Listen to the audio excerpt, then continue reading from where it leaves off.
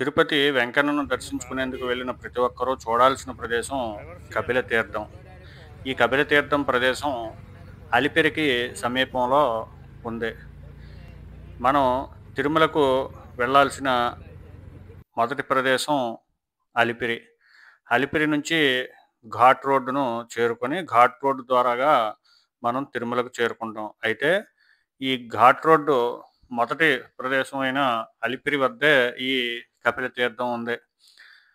అలిపిరి గేటుకు అంటే అలిపిరి ఎంట్రన్స్కు కుడి పక్కన ఈ కపిలతీర్థం క్షేత్రం ఉంది. పూర్వం కపిల మహర్షి ఇక్కడ శివుని కోసం ఘోర తపస్సు నిర్వహించగా పార్వతీ పరమేశ్వరులు ప్రత్యక్షమయ్యారని ఇక్కడ స్థల పురాణం. ఇక్కడ కపిలేశ్వర స్వామి వెలిసి ఉన్నారు.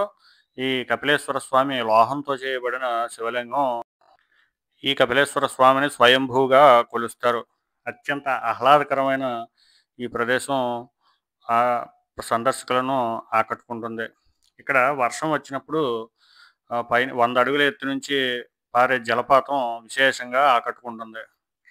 ఈ జలపాతం ముందు ఉన్న కొలను అత్యంత స్వచ్ఛంగా కనిపిస్తుంది. ఈ కొలంలో స్నానం చేసి పుణ్యస్నానం నిర్వహించి స్వామివారిని దర్శించుకుంటారు.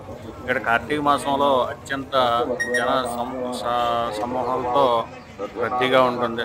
ఈ కపిలతీర్థానికి కొన్ని ప్రత్యేక పండుగలు తిథులు ఉన్నాయి. ఆ సందర్భాల్లో స్వామివారిని దర్శించుకునేందుకు ఎక్కువగా వస్తారు. ఇప్పుడు మీరు చూస్తున్నది నాగమల్లి వృక్షం. ఆలయంలో ఉన్న ఈ అతిపెద్ద వృక్షం పూలతో సువాసనలు వెదజల్లుతూ ఉంటుంది. స్వామివారికి పూలతో పూజలు నిర్వహిస్తారు. ఇది ఆలయ ప్రాంగణం.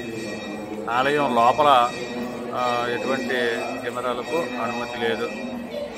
ఇంకా ఇక్కడి నుంచి ముందుకు వెళితే మనం కపిలతీర్థాన్ని సందర్శించవచ్చు. ఈ జలపాతం నుండి వచ్చే నీరుతో ఇక్కడ కపిలతీర్థంలోని కొలను నిండి ఉంటుంది. స్వామివారు దర్శించుకోండి. ఈ కపిలతీర్థంలోని సుందరమైన పార్కు కూడా ఉంది. దీన్ని సందర్శించవచ్చు.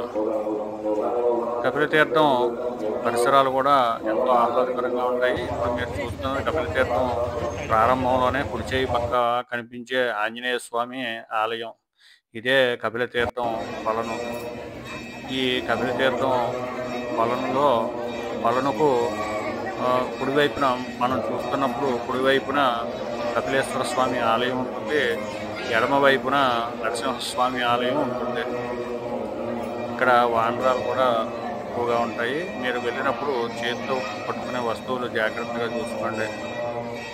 ఇది వర్షాకాలంలో అయితే ఈ కొండలపై నుంచి 100 అడుగుల ఎత్తు నుంచి జలపాతం మారుతుంది.